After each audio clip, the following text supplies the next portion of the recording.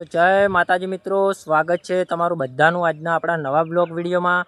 તો અત્યારે વાગવામાં વાગી જશે બપોરનો 1 અને આપણે સવારે 8 વાગે જેવા કોમે જતા રહ્યા હતા, એટલે આપણે આગળનો બ્લોગ કોઈ બનાવ્યો નહીં। હવે સ્ટાર્ટ કર્યો 1 વાગે બનાવવાનો અને આપણે 12:30 વાગે જેવા ઘરે આવ્યા હતા કોમેથી જઈને અને ખાઈ અને પછી આપણે અત્યારે બપોરે 1 વાગે આપણા ખેતરમાં આવી અને બ્લોગ ચાલુ કર્યો છે બનાવવાનો। તો જોઈ લો, આપણે ખેતરમાં આપણી મગફળી વાયેલી છે, એમાં આપણે ઊભા છે અને એકણ ઊભા બ્લોગ બનાવીએ છીએ। અને આપણે જવાનું છે આજે એટીએમમાં દૂધનો પગાર ઉપાડવા। લગભગ 3-4 એટીએમ કાર્ડ લઈ જવાના છે બધાને થઈને, અને આપણે જવાનું છે એટીએમમાં પગાર ઉપાડવા માટે દૂધનો। તો તમે બ્લોગમાં કન્ટિન્યુ બન્યા રહો, અમે જઈએ તમને બધું બતાવીએ। તો મિત્રો જય માતાજી, બ્લોગમાં બન્યા રહો, બહુ મજા આવશે। અને તો મિત્રો આપણે ફાઇનલી જવાનું થયું છે એટીએમમાં પૈસા ઉપાડવા માટે। તો અમે 3 જણા નીકળી ગયા છે અને આ પૈસા કોઈ આપણા નહીં, દૂધની ડેરીનો પગાર આવે ને એના પૈસા ઉપાડવાના છે। એમાંથી રૂપિયો આપણો ભાગમાં નહીં, શું કહેવું સંતબા? હા, 1 રૂપિયો નહીં આપણો ના, 1 રૂપિયો જવા જોડો। તો મિત્રો 1 રૂપિયો આપણને મળવાનો નહીં, આપણે તો ખાલી ઘરે બેઠા હતા દુકાને, એટલે ફોન આવ્યો કે તમે પૈસા ઉપાડવા દો તો અમારે એટીએમ લઈ જાજો। એટલા માટે અમે એટીએમ લઈને પૈસા ઉપાડવા નીકળી ગયા હતા। તો આ જોયા, આ વરસાદના કારણે આખું ક્ષેત્ર ચારે ખૂણે ભરાઈ ગયેલું છે, તમે જોઈ શકો છો। આ જમીન છે એટલા માટે થોડી બરફ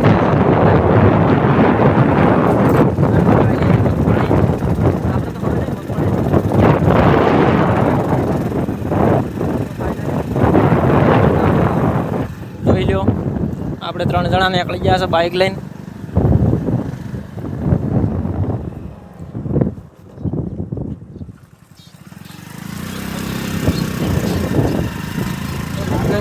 બધી ચીકણવા છે ને એટલા માટે પાણી સુકાતું નહીં જલ્દી આમાંથી।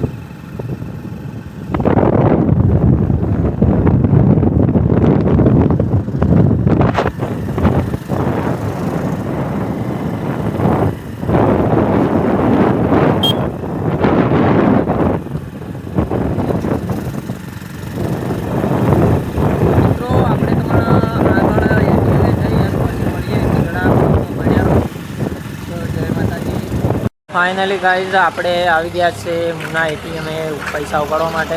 તો જોઈ લો સામને એટીએમ।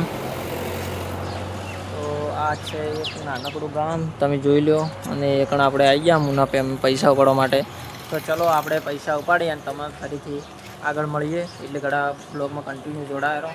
ફાઇનલી મિત્રો આપણે એટીએમમાંથી પૈસા ઉપાડી રહ્યા છે અને હવે નીકળી ગયા છે ઘર માટે। તો 3-4 એટીએમ કાર્ડ લાવ્યા હતા અને બધા પૈસા બધાના ઉપાડી અને હવે આપણે ફાઇનલ નીકળી ગયા ઘરે। તો જોઈ લો, આપણે બાઇક વાળી લીધું છે અને હવે નીકળી ગયા છે ઘરે। તો ચલો આપણે હવે ઘરે જઈને મળીએ, જવા દે હળો।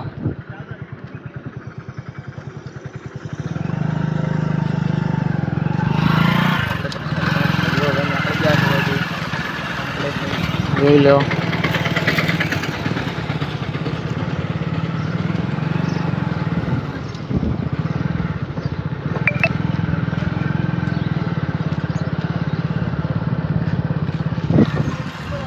ફાઇનલી ગાઈઝ આપણે હવે તમને મળીએ ઘરે જઈને, એટલે કે આપણે જે જગ્યાએથી પૈસા ઉપાડવા માટે નીકળ્યા હતા ને એ જગ્યાએ આપણે તમને મળવું પાછા આપણે મંદિરે વગરદાદાના દુકાને, બરાબર? તો એટલે ઘણા બ્લોગમાં બન્યા રહો, મળીએ આગળ।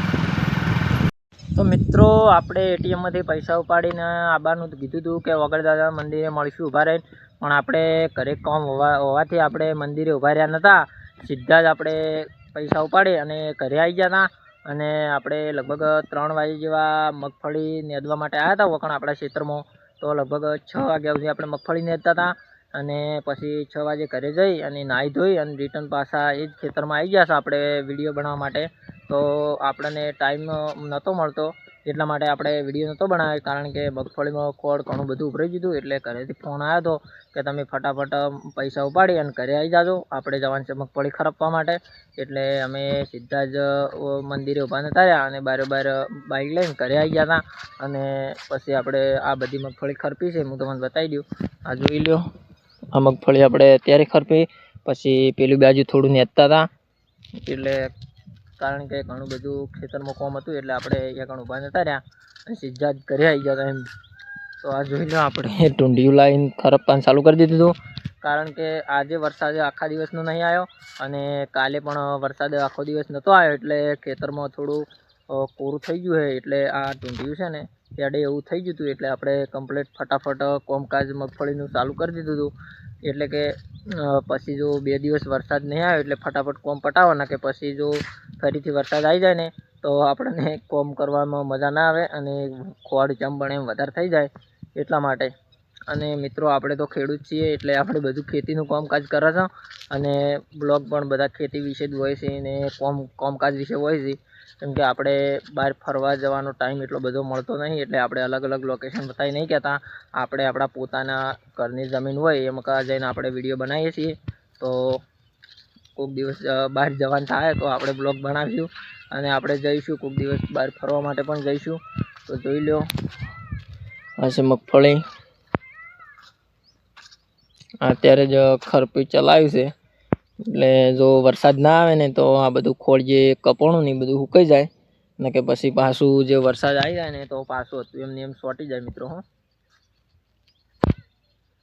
જોઈ લો આપણે તો ગામડામાં રહેવાવાળા માણસ છીએ એટલે સાદા અને દેશી બ્લોગ બનાવીએ છીએ. કોઈ આપણે એટલું બધું ફેન્સી નથી બનાવતા, જેવું આવડે એવું બનાવીએ છીએ. તો મિત્રો તમે વિડીયોમાં સપોર્ટ કરજો અને બહુ આગળ વધારજો વિડીયો. તમને દરરોજ આવા દેશી બ્લોગ જોવા મળશે ગામડાના. જય માતાજી, મળીએ આગળ. તો મિત્રો આપણે ઘરેથી આપણે આવી ગયા હતા આપણા ગામમાં શાકભાજી લેવા માટે. એટલે શાકભાજી લેવા માટે આવી ગયા હતા, એટલે પછી આપણે કીધું જઈ આવીએ, આપણે ઓટો મારતા આપણે જૂના મકાનો છે એ પણ. તો મિત્રો આ છે અમારા બધા જૂના મકાનો. જોઈ લો ગામમાં પહેલાં અમે રહેતા ગામમાં, પણ હવે જતા રહ્યા છે ક્ષેત્રમાં રહેવા માટે. બધા જૂના મકાનો અમારા કુવાના જ છે બધા, જોઈ લો. અને એક અમારા ભાઈ છે અમારાથી મોટા, એરા અહીંયા રહે છે. આ જોઈ લો આ એમની ગાડી પડી છે, એટલે અત્યારે ઘરે જ છે.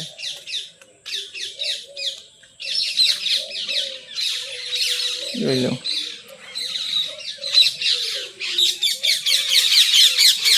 અહીંયા મિત્રો ખૂબ બધા પક્ષી બોલે, પોપટ ને એવું બધું, એટલે અવાજ બહુ વધારે આવતો છે. ને આપણે ઓટો મારવા આવ્યા હતા ખાલી એમને, અને હવે આપણે જવાનું છે ઘરે. તો મિત્રો હવે થોડું જેમ જેમ વધારે દાડો આથમે એમ આપણા વિડીયોમાં થોડું બ્લર આવે છે, એટલે આપણે હવે આપણો બ્લોગ આટલે જ પૂરો કરે છે. અને મળશું હવે એક નવા વિડીયો સાથે. તો આપણો વિડીયો ગમે તો લાઈક શેર સબસ્ક્રાઈબ કરવાનું ભૂલતા ના. જય માતાજી, મળશું એક નવા બ્લોગ સાથે.